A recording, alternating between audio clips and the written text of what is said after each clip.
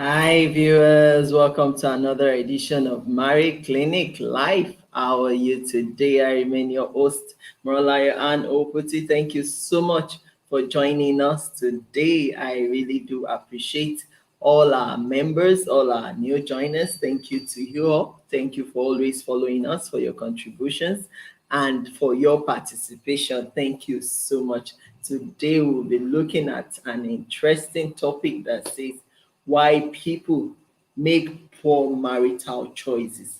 Why people make poor marital choices. Like I said earlier, I remain your host, Morlaya and Oputi. Please remember to subscribe to our YouTube channel.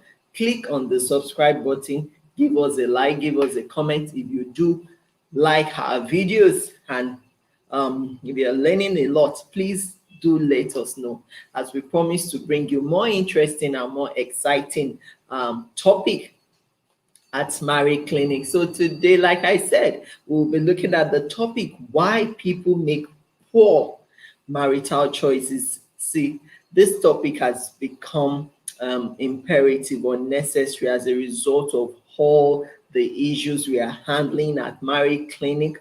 A lot of issues keep coming in concerning marriage, and I've been ruminating about it, that isn't it better for people to adopt a preventive measure to marital issues rather than us getting in and now struggling, trying to think of solution, trying to, to see how things can get better. It's better to prevent it, because there is a saying that usually that says that prevention is better than cure. So today we'll be looking at 12 reasons why people make poor marital choices. Now, number one reason is that people mistaken infatuation and sex for love.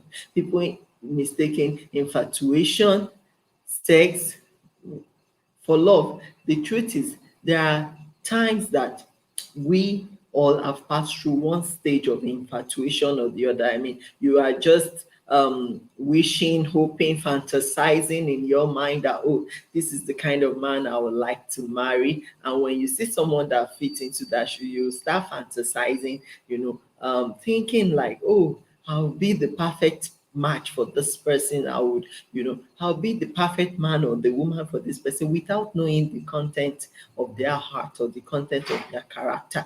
Now, when this happens, many of us believe or feel that, oh, this infatuation is actually, this fact that I'm feeling infatuation towards this person means that we are truly in love and we are compatible getting married, but it doesn't always work like that. And the same thing with sex. So many people believe that, oh, when they have sexual escapade with someone, then it automatically means that they love you. I've heard so many young people telling me at the clinic that, oh, ma'am, I love him so much and I know he so much loves me. And when you ask them, okay, how do you know this person so much loves you?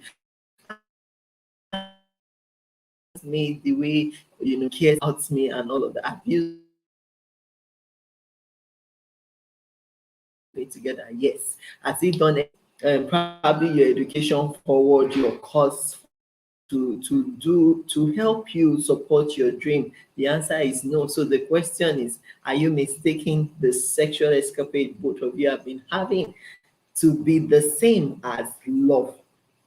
That is what so many young people experience. They believe, oh, when I have those butterflies in my belly, or when I'm crushing on him or her, it's a sign that we are meant to be. No, no, no, no, no. See, marriage is not about gambling. You cannot gamble with marriage. Marriage is not magic. So it's not, the infatuation is not about the regularity of the sex you both have been indulging in before marriage,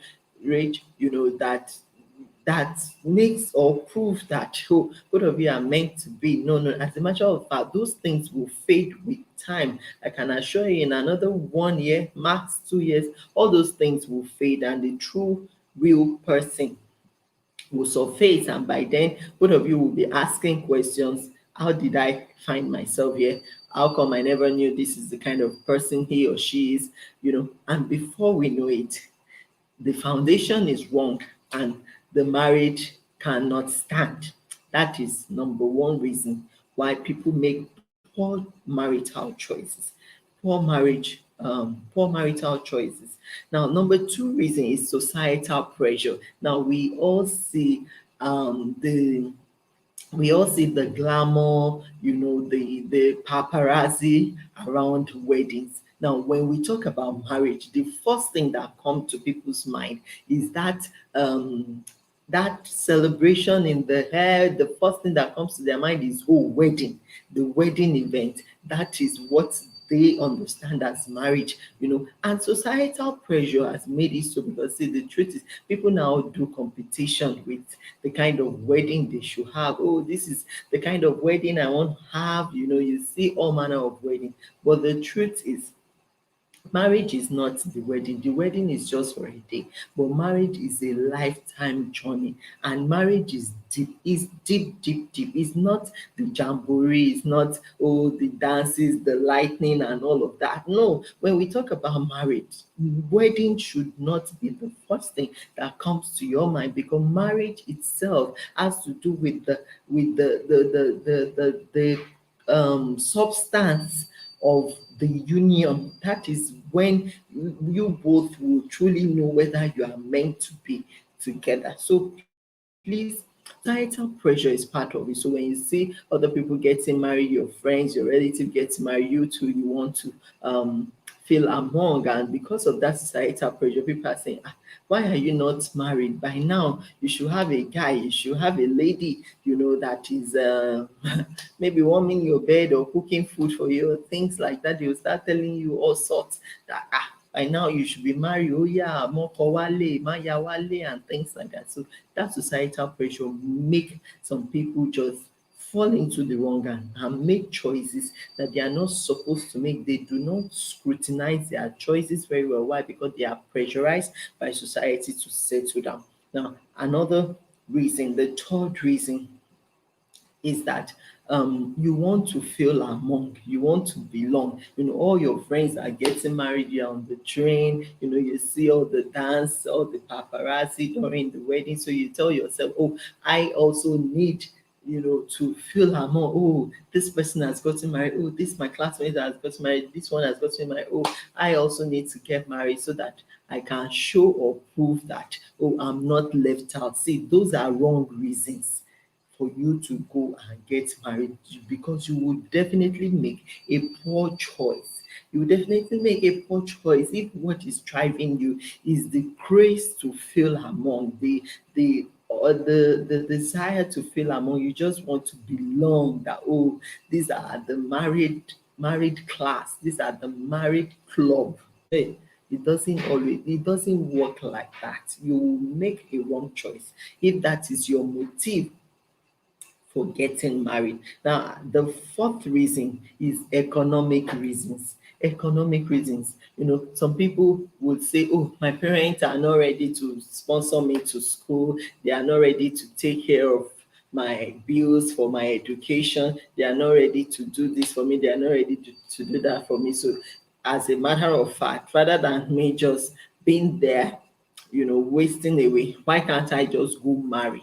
They believe that marriage is an escape route for poverty. They believe that once they are married, a man will take care of their responsibility. And there are some men that also believe that once they get married, that woman will take care of their responsibility. They will eat free food without knowing how the woman is earning the money and paying for the home. And the same thing, some women believe that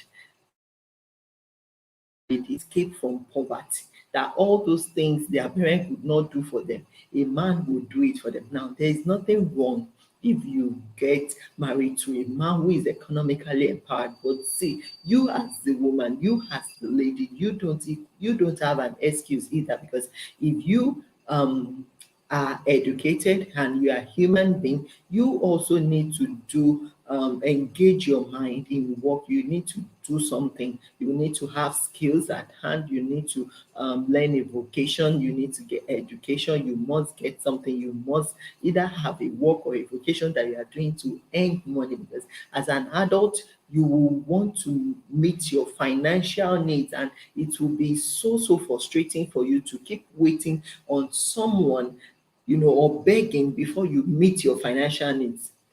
So that is why it is advisable that, see, your motive or your reason why you want to escape and go and get married should not be because you are lacking financially or you have economic hardship.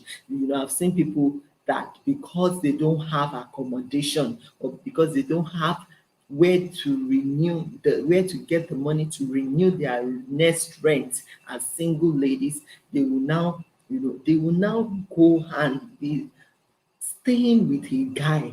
Because they don't have an accommodation to stay, they will move their things into a guy's house, and before you know it, they will start sleeping together. Before you know it, pregnancy will come, and that will now compel them to get married. So they feel, oh, this pregnancy is a sign of bond between us, so why not just settle down? So they go ahead and get married, just to realize after 2 years, 3 years of the marriage, that wow, this is a great mistake. This is the biggest mistake of my life, or of our life. They start saying why they shouldn't have made that choice, why they shouldn't have taken that step of moving in with a guy just because you don't have an accommodation. So for many reasons, and economic reasons is part of it, people make wrong choices because they are going through economic hardship. And that is why it is advisable, you as a lady, you as a man, you must have work in your hand. You must have something you are doing. Be creative, be creative, be creative. If no one is employing you, please learn a skill, learn a vocation, try and improve on yourself and apply yourself to something that can fetch you money. With the advent of technology, there are so many things we can do these days that can earn us income. Why not explore? Why not try things out and earn no matter how little you can, rather than putting yourself in situations or in conditions that will lead you to make wrong decisions and wrong choices. And see, marriage is a lifetime journey. You cannot afford to allow economic hardship, economic situation to drive you into signing up for one when you know that you are not even financially ready for it. So that is the fourth reason. The fifth reason is because of externalities. Now, when I say externalities, many people, the reason why they make purchases is because they focus too much on the physical look, on the physical qualities. They are looking at, oh, six pack, oh, she's very busty, oh, she has big um buttocks, oh, she's this, she's that, oh, is this, is that. You are looking at the externalities. You are looking at the car, you are looking at the, oh, fine dressing, but you are not checking out the content of the person. You are not checking out the inner person, the inner man. You are not paying attention to the inner man. You don't know what is going on in their heart towards you. You don't know if their plans and their desires towards you are genuine. You don't know whether the same guy that looks, clean, with nice shirts, with nice guy. You don't know if he has two other ladies or girlfriend hanging around his neck that he has even proposed to.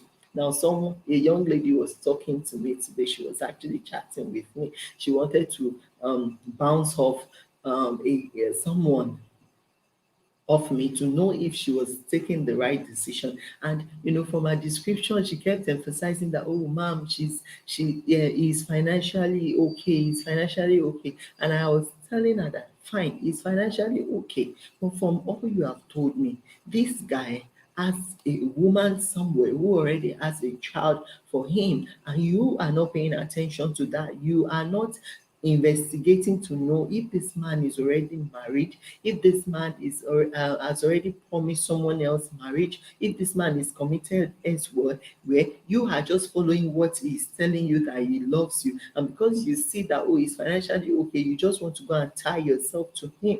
And I was telling her, see, hey, look at this, look at that. You need to verify this, you need to check that, you need to investigate this before you conclude. But she kept emphasizing the fact that, oh, he has money, he has money, oh, he has. So it means that in her heart, she has already concluded that, oh, I don't want to miss out on this guy because he has money, because I don't know when else I will find a guy that has money like this. Not knowing that by the time she jumps in, it's possible that is when the woman with the child will surface and problem will arise and will start coming to marriage clinics to say, oh, ma, my husband is still communicating with his ex. My husband is still going to meet his ex. My husband is still impregnating his ex. Not knowing that, see, she's not really an ex, but she's actually a wife that he kept away or hid away from you. So please, let's pay attention to the content of the person, the character, the virtue, the behaviors,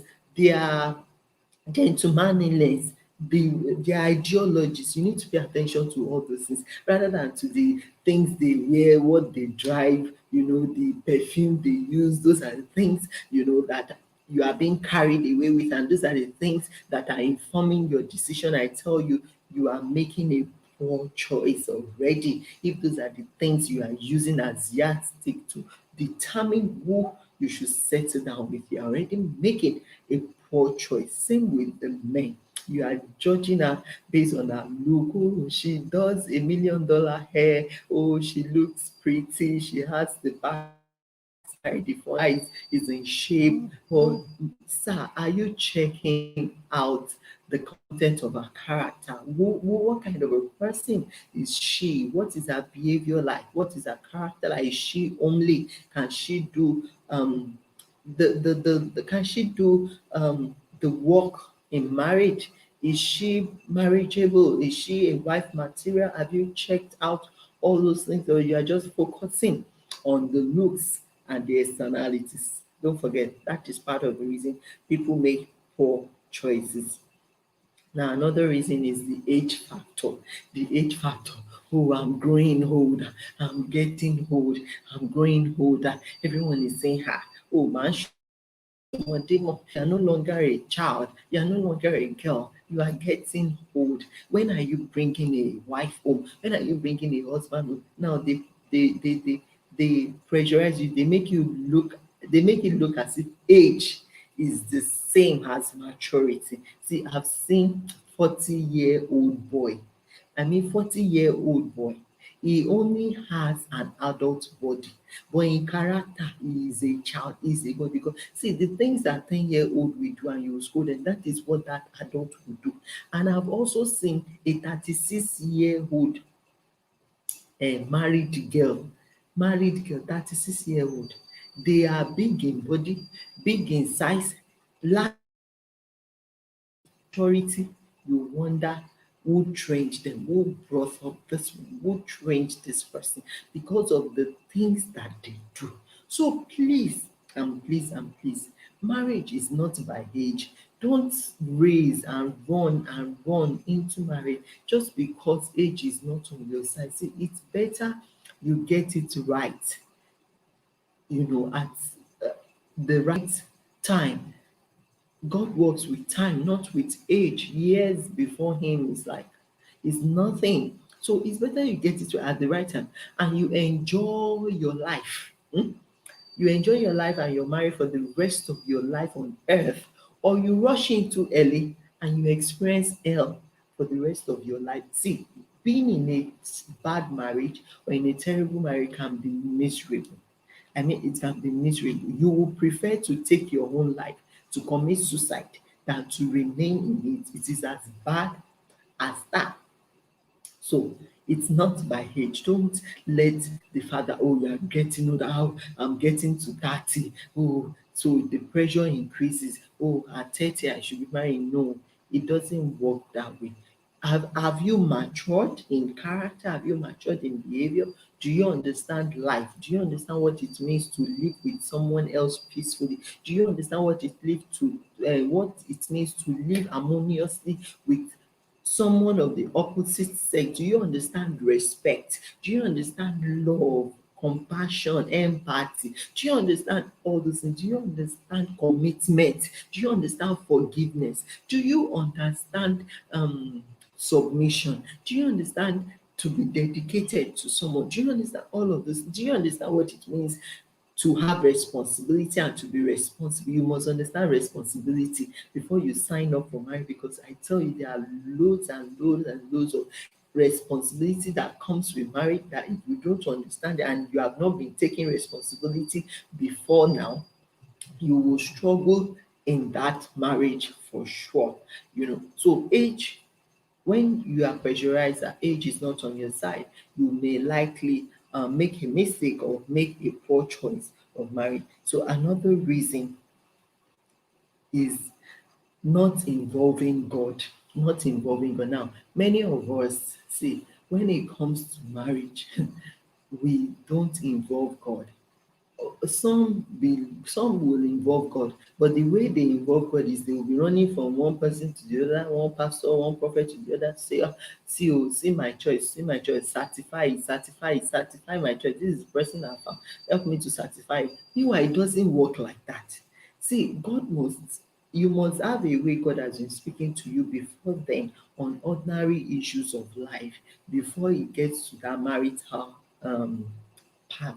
part so you yourself must have your own inner convictions. Something must be telling you and nudging you, this is not good for you.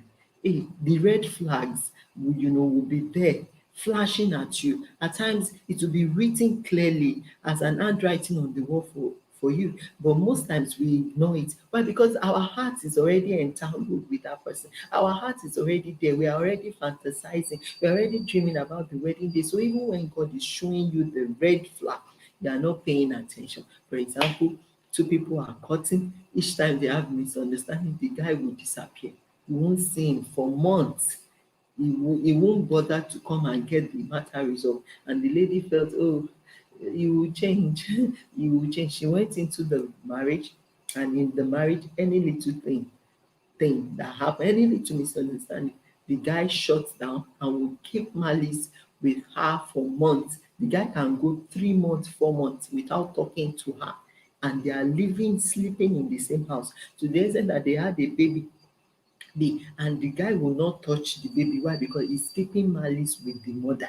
Ah, that is terrible. But all this had been happening even while they were cutting, that whenever there is a misunderstanding, the guy will shut down, he will run away. Rather than him confronting the issue, addressing it, he would just abscond, you won't just see him. But the lady, shunned all those red flags, and she still went ahead to get married to him just to find herself in the marriage, and troubles started. She till date she's regretting that she made such a poor choice. So please, let's involve God.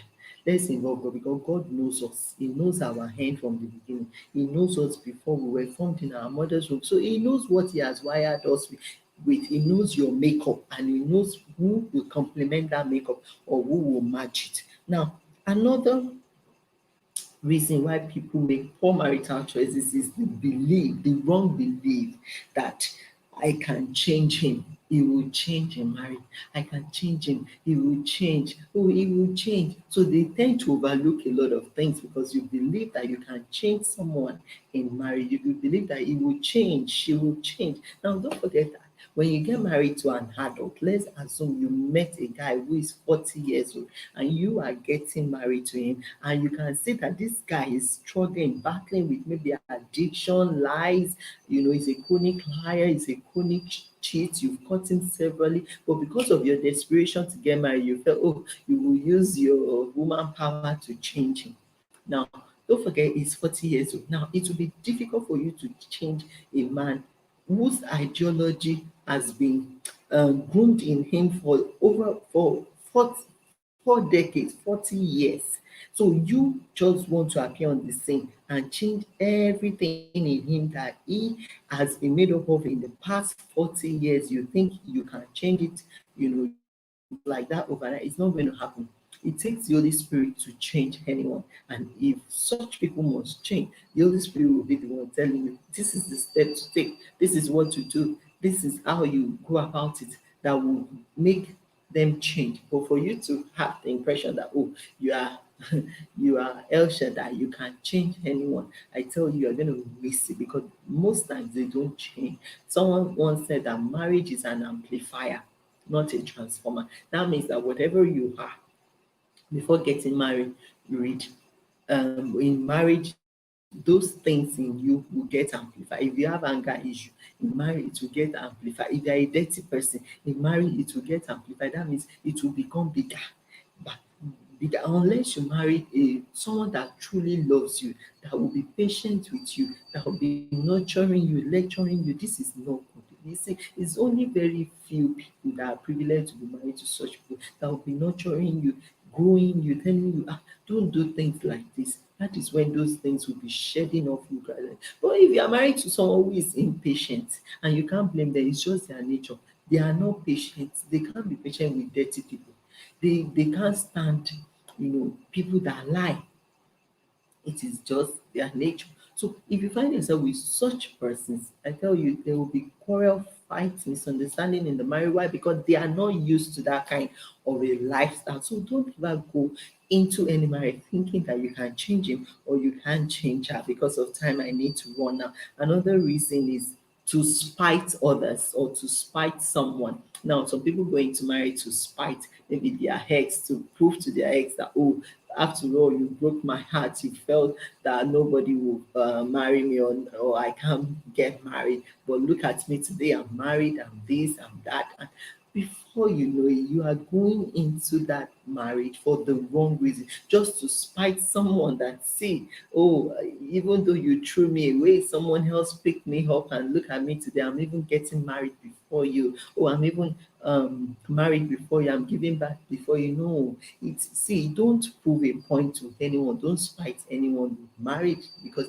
you will be making a wrong choice that way. That way, you will be making a wrong choice.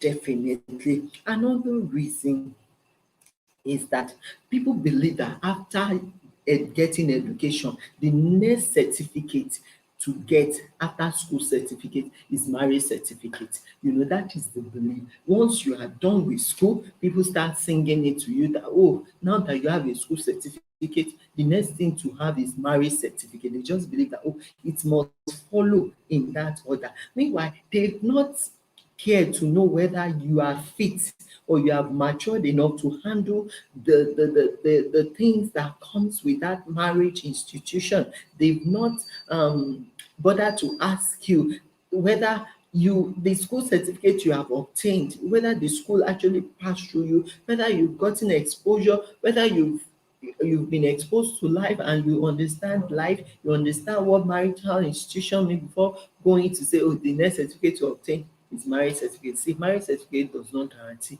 that you will have a successful marriage or that you will be a certified good wife or a good husband. It does not guarantee it. So it doesn't follow. Develop yourself or work on yourself, discover yourself, know who you are, And the last reason why people make poor choices in marriage is not knowing yourself or who you are, not knowing yourself or who you are. Many people don't know who they are. If you don't know yourself, if you don't understand yourself, if you don't know your nature, if you don't understand your identity, I tell you, you will make a wrong choice. If you don't know who you are, you will not know who can compliment you. If you don't know what you carry, you will not know who can handle what you carry. See, not all men can thrive with someone like me. Why? Because I'm a dreamer. I'm a dreamer. I'm an achiever. When I set my mind on something that I want to achieve this, see, even if it's sleepless night, I'll give it sleepless night to achieve it. But if a man does not understand that, and you are trying to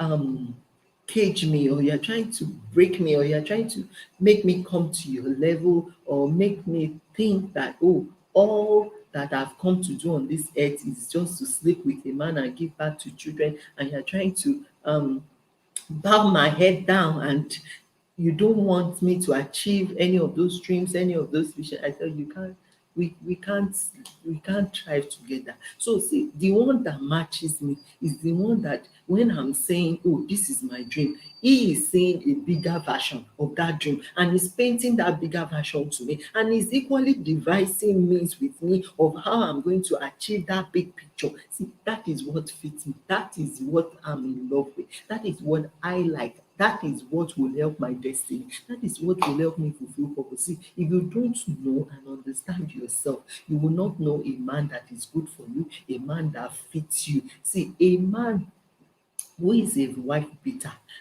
or who is a cheat, who bring about so many distractions for the wife, cannot work with some of us, because even our temperament will not allow it, because we are not given to such. And we just want to commit ourselves to service to humanity, service to God. So we don't want distractions, and that is how it is. If you don't know yourself, you will fall into a wrong hand that will bring about distraction your way, and before you know it, you have lost out of your purpose, you have lost out on your dreams, you have lost out on your vision, you have lost out on the reason why God created you to come to this earth.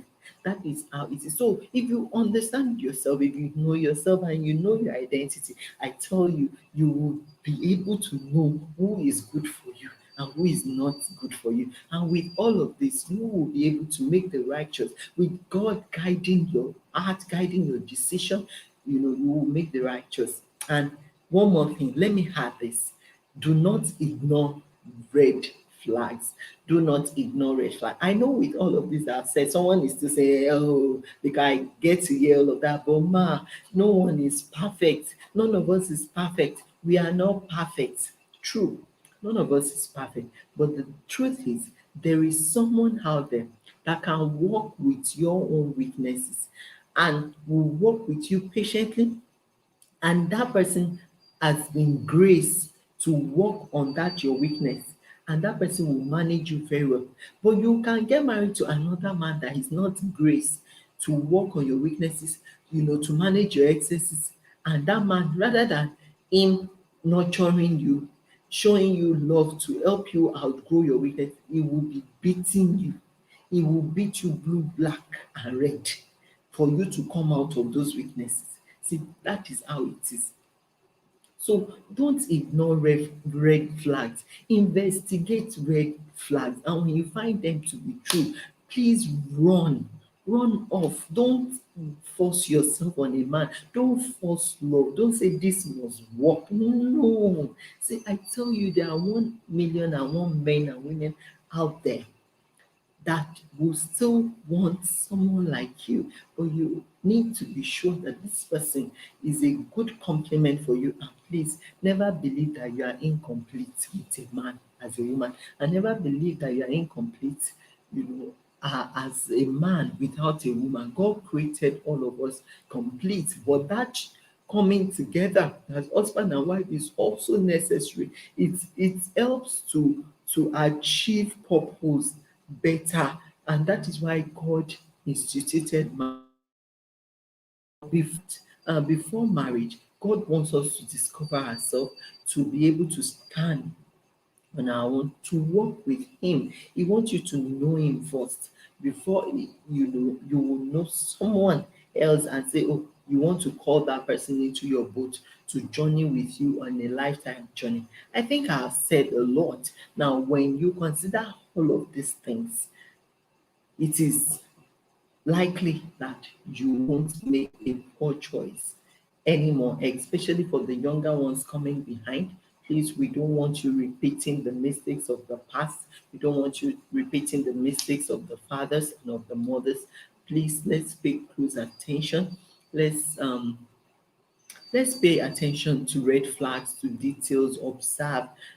Make the content of the heart and the content of the character a priority, knowing the person and not just the physical look.